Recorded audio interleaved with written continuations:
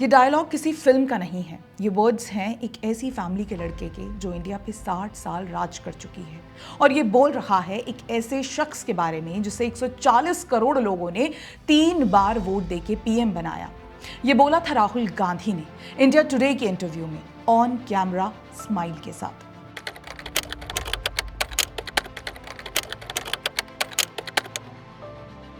अब आप सोचिए, एक ऑपोजिशन लीडर बोल रहा है कि मुझे पीएम के काम से कोई प्रॉब्लम नहीं है, मुझे उनकी पॉलिसी से कोई प्रॉब्लम नहीं है, मेरी प्रॉब्लम है उनकी इमेज से। उनकी क्लीन इमेज ही उनकी सबसे बड़ी स्ट्रेंथ है, तो मैं उसी को तोड़ने का काम करूंगा। और यही दोस्तों, यही एक लाइन है जो पूरे 25 साल की कांग्रेस की पॉलिटिक्स को एक्सप्लेन कर देती है। राइट से लेकर राफेल तक, अडानी से लेकर एप्स्टीन फाइल्स तक और अब मधु किश्वर और सुब्रमण्यम स्वामी के जरिए कैरेक्टर असैसिनेशन तक।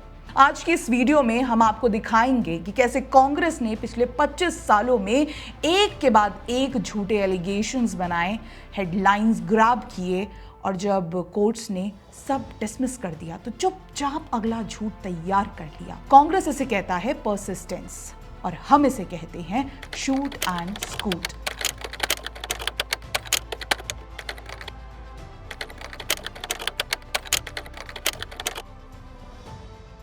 राहुल गांधी ने 2019 में जो कन्फेशन दिया वो स्ट्रैटेजी 2019 में शुरू नहीं हुई थी। उसकी फाउंडेशन तो उनकी मां की गवर्नमेंट ने डाली थी। 2004 से 2014 के बीच पूरे 10 साल में सोनिया गांधी की यूपीए गवर्नमेंट ने हर एक इंस्टीट्यूशन को मोदी के खिलाफ यूज किया। सीबीआई को डायरेक्ट किया, होम मिनिस्ट्री के एफिडेविट्स में फ्रॉड किया, एक्टिविस्ट को फैब्रिकेटेड एविडेंस से आर्म्ड किया, इंटरनेशनल लॉबीज को मोबिलाइज किया। और ये सब हुआ कैसे, चलिए देखते हैं एक एक करके।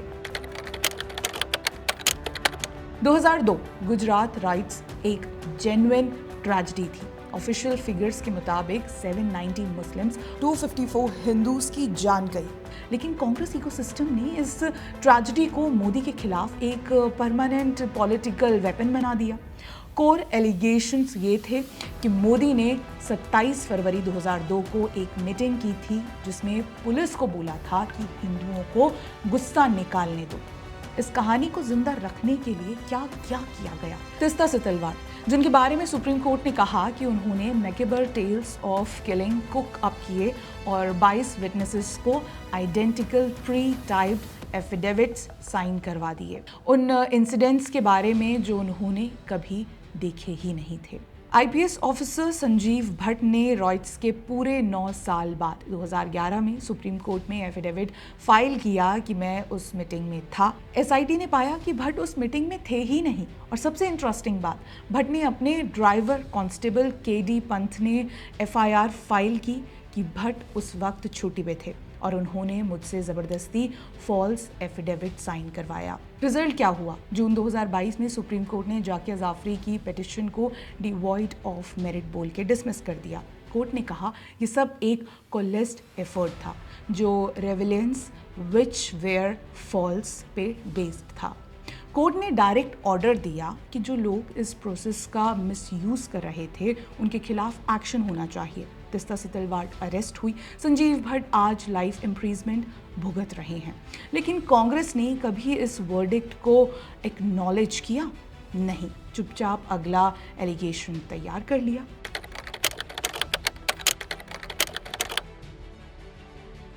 ये केस शायद सबसे शेमलेस एग्जाम्पल है कांग्रेस की इंस्टीट्यूशनल मिसयूज का। 2004 में गुजरात पुलिस ने इशरत जहां और 3 लोगों को एनकाउंटर में मारा, बोलते हुए कि ये लश्कर-ए-तैयबा के ऑपरेटिव्स हैं जो मोदी को असैसिनेट करने आए थे। इनमें 2 पाकिस्तानी नेशनल्स थे। अब ध्यान से सुनिए, यूपीए की होम मिनिस्ट्री ने कोर्ट में पहला एफिडेविट फाइल किया जिसमें लिखा था कि हाँ, इशरत लश्कर-ए-तैयबा ऑपरेटिव थी। फिर 2 महीने के अंदर होम मिनिस्टर पी चिदम्बरम के ऑर्डर्स पे दूसरा एफिडेविट फाइल किया जिसमें इशरत के टेररिस्ट लिंक का हर एक रेफरेंस हटा दिया गया। ये हम नहीं बोल रहे हैं, ये फॉर्मर होम सेक्रेटरी जी के पिल्लई ने पब्लिकली कंफर्म किया। कि ये चेंज पॉलिटिकल लेवल पे हुआ है। अंडर सेक्रेटरी RVS मणि, जिन्होंने दोनों एफिडेविट्स साइन किए, उन्होंने कहा कि मुझे रबर स्टैम्प की तरह यूज किया गया। और 2016 में मुंबई कोर्ट में डेविड हेडली, वही 26/11 का कॉन्स्पिरेटर, उसने कंफर्म किया कि इशरत जहां सच में लश्कर-ए-तैयबा की मेंबर थी। 2021 कोर्ट ने सारे पुलिस ऑफिसर्स को डिस्चार्ज कर दिया। एनकाउंटर जेन्युइन था, लेकिन तब तक कांग्रेस ने उन ऑफिसर्स की जिंदगी बर्बाद कर दी थी। कांग्रेस ने जानबूझकर टेररिज्म का एविडेंस छुपाया, सिर्फ इसलिए कि मोदी को फ्रेम कर सके। 2005 में यूपीए स्टेट डिपार्टमेंट ने मोदी को वीजा डिनाई किया।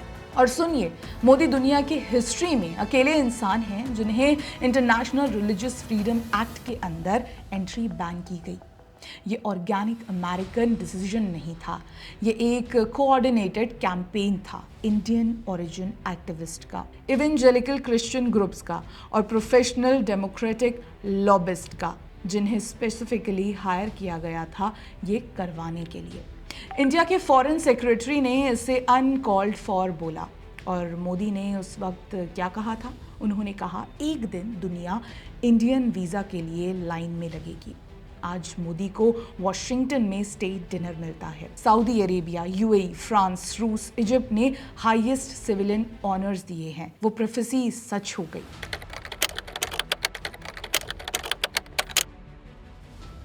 2007 गुजरात इलेक्शंस में सोनिया गांधी ने मोदी को मौत का सौदागर बोला, मर्चेंट ऑफ डेथ।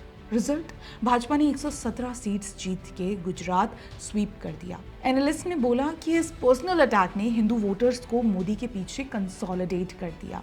लेकिन ये एपिसोड एक टेम्पलेट सेट कर गया जो कांग्रेस ने अगले 20 साल फॉलो किया। जब पॉलिसी पे हारना हो तो पर्सनल अटैक पे आ जाओ।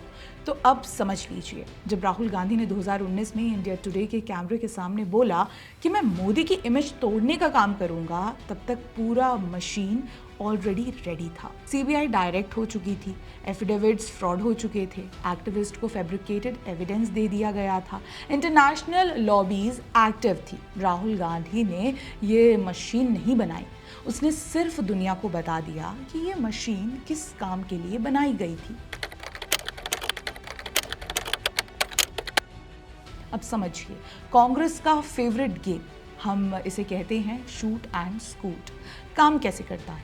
सिंपल है, पहले एक एलिगेशन को कप करो, फिर मीडिया और पार्लियामेंट में हफ्ते या महीने नॉइस करो, टारगेट को डिफेंड करते रहो, फिर जब कोर्ट डिसमिस कर दे तो चुपचाप उस एलिगेशन को छोड़ दो और अगला बनाओ। कभी एक्नॉलेज मत करो कि कोर्ट ने क्या कहा। स्मार्ट ट्रिक ये है कि एलिगेशन को वॉल टू वॉल कवरेज मिलती है, लेकिन कोर्ट का वर्डिक्ट जो टारगेट को क्लीन चिट देता है, ये बेयरली न्यूज़ बनती है। अब ये पैटर्न देखिए 25 सालों में। बोला मोदी ने राइट्स करवाए, कोर्ट ने क्लीन चिट दी, कांग्रेस चुपचाप राफेल पे शिफ्ट हो गई। बोला visa ban, religious freedom violator, Modi PM बने, बैन हटा, स्टेट डिनर्स मिले, कांग्रेस चुपचाप एनकाउंटर्स पे शिफ्ट हो गई। बोला फेक एनकाउंटर्स करवाए, कोर्ट ने सारे ऑफिसर्स डिस्चार्ज किए, कांग्रेस डिग्री इशू पे शिफ्ट हो गई। बोला मोदी की डिग्री फेक है, यूनिवर्सिटीज ने कंफर्म किया, कोर्ट ने अपहोल्ड किया, कांग्रेस राफेल पे शिफ्ट हो गई। बोला राफेल में करप्शन, चौकीदार चोर है, सुप्रीम कोर्ट ने 2 बार क्लीन चिट दी, राहुल को सुप्रीम कोर्ट में अनकंडीशनल अपॉलजी देनी पड़ी। भाजपा ने 303 सीट्स जीती, कांग्रेस अडानी पे शिफ्ट हो गई। बोला अडानी के साथ क्रोनी कैपिटलिज्म, सुप्रीम कोर्ट ने प्रोब डिमांड रिजेक्ट की। हिंडनबर्ग रिपोर्ट को अनरिलायबल बोला, कांग्रेस एप्स्टीन फाइल्स पे शिफ्ट हो गई। बोला मोदी का नाम एप्स्टीन फाइल्स में है। MEA ने बोला trashy rumination of a convicted criminal, Congress को पता चला कि वही फाइल्स में राहुल गांधी और सोनिया गांधी का भी नाम है, तो कांग्रेस किश्वर स्वामी पे शिफ्ट हो गए। बोला मोदी का कैरेक्टर खराब है, विमेन के साथ, 0 नेम्स, 0 डेट्स, 0 एविडेंस। इस चेन में सबसे इंपॉर्टेंट कॉलम है शिफ्ट हो गए वाला, क्योंकि अगर कोई भी एलिगेशन सच होता तो कांग्रेस को अगला बनाना ही नहीं पड़ता। ये फैक्ट कि वो हर बार चुपचाप छोड़ के अगला बनाते हैं। यही सबसे बड़ा प्रूफ है कि हर एक एलिगेशन मैन्युफैक्चर्ड था। अब बात करते हैं लेटेस्ट अटैक पे। मार्च 2026, सुब्रमण्यम स्वामी और मधु पूर्णिमा किश्वर।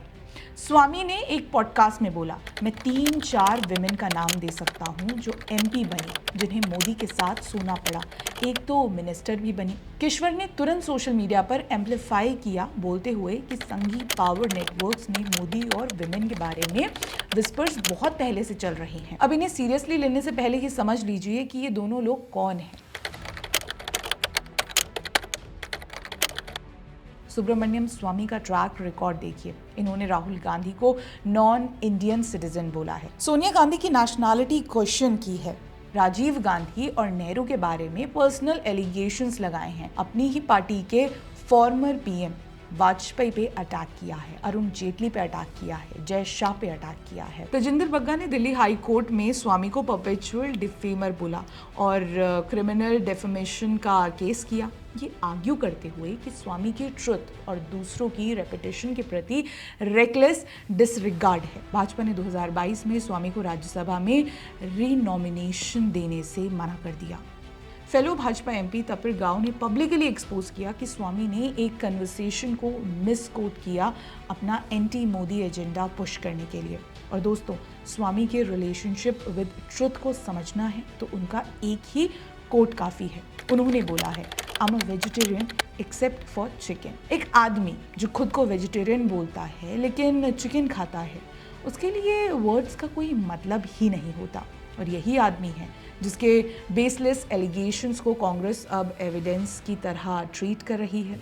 और हाँ, ये वही स्वामी है जिन्होंने एक बार कहा था, आरएसएस एक एंटी नेशनल ऑर्गेनाइजेशन है, जितना जल्दी डिसइंटीग्रेट हो उतना अच्छा है। फिर वही आरएसएस भाजपा इकोसिस्टम में आ गए। ये इंसान अपने व्यूज उतनी बार बदलता है जितनी बार उसकी पर्सनल ग्रीवियांस बदलती है। अब कांग्रेस के लिए एक सिंपल सवाल, अगर स्वामी की बात मोदी के खिलाफ सच है तो क्या स्वामी की बात राहुल की सिटीजनशिप के बारे में भी सच है, सोनिया की नेशनैलिटी के बारे में भी, नेहरू के पर्सनल लाइफ के बारे में भी? चेरी पिक नहीं चलेगा। किश्वर की कहानी तो और इंटरेस्टिंग है। 2014 में इन्होंने मोदी, मुस्लिम्स एंड मीडिया नाम की बुक लिखी, जिसमें मोदी की तारीफ की और उन्हें राइट एलिगेशन से डिफेंड किया।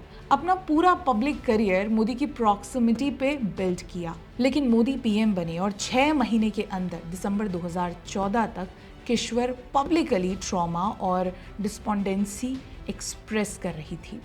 क्यों? क्योंकि उन्हें वो एक्सेस नहीं मिला जो उन्हें एक्सपेक्टेड था। वो मोदी को अपनी खुद की बुक गिफ्ट करने भी नहीं गए। उन्होंने स्मृति ईरानी की अपॉइंटमेंट पे अटैक किया, उसे रबड़ी देवी अपॉइंटमेंट बोला। 2022 में यूपी पुलिस ने इन्हें मिस इन्फॉर्मेशन स्प्रेड करने के लिए बुक किया, एक पुरानी और अनरिलेटेड वीडियो यूज़ करने के लिए। और आज ये मोदी के खिलाफ क्या एविडेंस दे रही हैं? विस्पर्स, संघी पावर नेटवर्क में विस्पर्स, एक भी नाम नहीं, एक भी डेट नहीं, एक भी डॉक्यूमेंट नहीं, कुछ भी नहीं। जैसे कमेंटेटर ने सही कहा, this is not courage, this is crumbling relevance disguised as revelation. न किश्वर कांग्रेस की मेंबर है, न स्वामी, और यही तो कांग्रेस के लिए परफेक्ट है।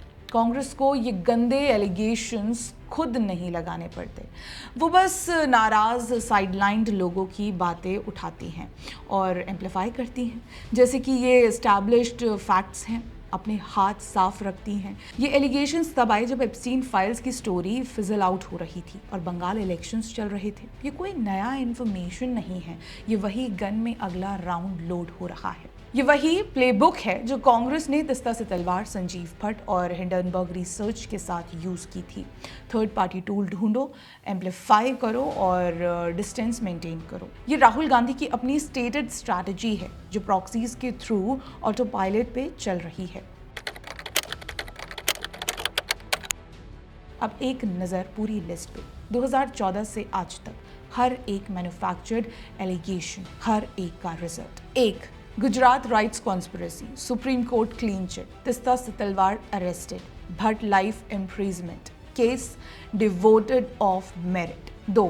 Fake encounter killings. Home Ministry affidavit doctored. David Headley ने एलईटी लिंक्स कंफर्म किए, सारे ऑफिसर्स क्लियर्ड. 3. Fake degree. दोनों यूनिवर्सिटीज ने कंफर्म किया, कोर्ट्स ने अपहोल्ड किया, कांग्रेस चुप हो गई. 4. इंटॉलरेंस और अवार्ड वापसी. बंगाल इलेक्शन से पहले पीक हुआ, इलेक्शन के बाद गायब हो गया. 5. डीमोनेटाइजेशन एंटी पुअर है, डिजिटल पेमेंट्स एक्सप्लोड हो गए. बीजेपी ने यूपी 2017 में हिस्टोरिक मैंडेट जीता. 6. Rafale corruption. सुप्रीम कोर्ट ने 2 बार क्लीन चिट दी, सीएजी ने कुछ नहीं पाया. राहुल ने सुप्रीम कोर्ट में अनकंडीशनल अपॉलॉजी दी, भाजपा ने 303 सीट्स जीती. 7. पुलवामा और बालाकोट स्टेज्ड थे, 40 सीआरपीएफ जवान की शहादत का इंसर्ट, 0 एविडेंस, पब्लिक ने मैंडेट दिए. 8. सीएए एंटी मुस्लिम है, टूल किट से कोऑर्डिनेशन एक्सपोज्ड हुए, सीएए ने किसी का कुछ नहीं छीना. 9.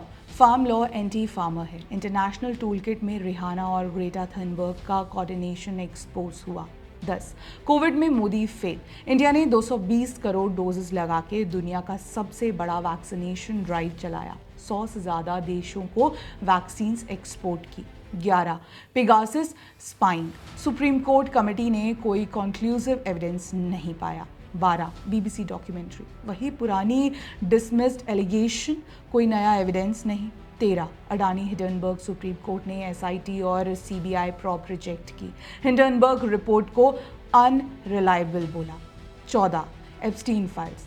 एमआईए ने trashy rumination of a convicted criminal बोला, वही फाइल्स में राहुल और सोनिया का भी नाम है, कांग्रेस ने सिर्फ मोदी का नाम हाईलाइट किया. 15. Kishwar Swami character assassination, 0 names, 0 dates, 0 evidence. Swami perpetual defamer है, किश्वर स्ट्रॉन्ग सपोर्टर है.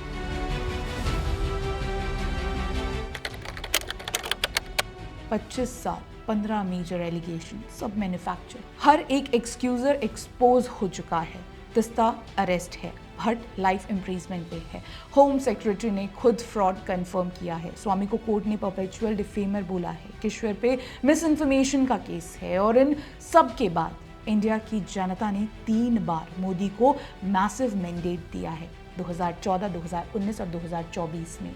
हर एक एलिगेशन सुन के, हर एक झूठ देख के फिर भी मोदी को चुना है. लेकिन हमें कोई गेस नहीं लगाना पड़ता कि कांग्रेस का मोटिव क्या है. राहुल गांधी ने खुद बता दिया है कैमरे पे स्माइल के साथ. गुजरात राइट्स से राफेल तक, एप्स्टीन फाइल से किश्वर स्वामी तक, हर एक एलिगेशन उसी कन्फेशन को पूरा करने के लिए फायर किया गया हथियार था. और हर एक कोर्ट वर्डिक्ट ने साबित किया कि उन हथियारों में गोलियां नहीं थी, सिर्फ हवाएं थी. राफेल से एप्स्टीन फाइल्स से सेक्सुअल सिलेंडर, ये एक्सकलेशन एविडेंस की नहीं है, ये कांग्रेस की फाइनल बैंकरप्सी है. एक डायनेस्टी के पास देश को देने के लिए कुछ नहीं बचा, ना विजन है, ना पॉलिसी है, ना नेता है, सिर्फ एक चीज़ है, नफरत और एक आदमी को मिटा देने का जुनून, क्योंकि इंडिया की जनता बार बार उन्हें रिजेक्ट करके मोदी को चुन लेती है.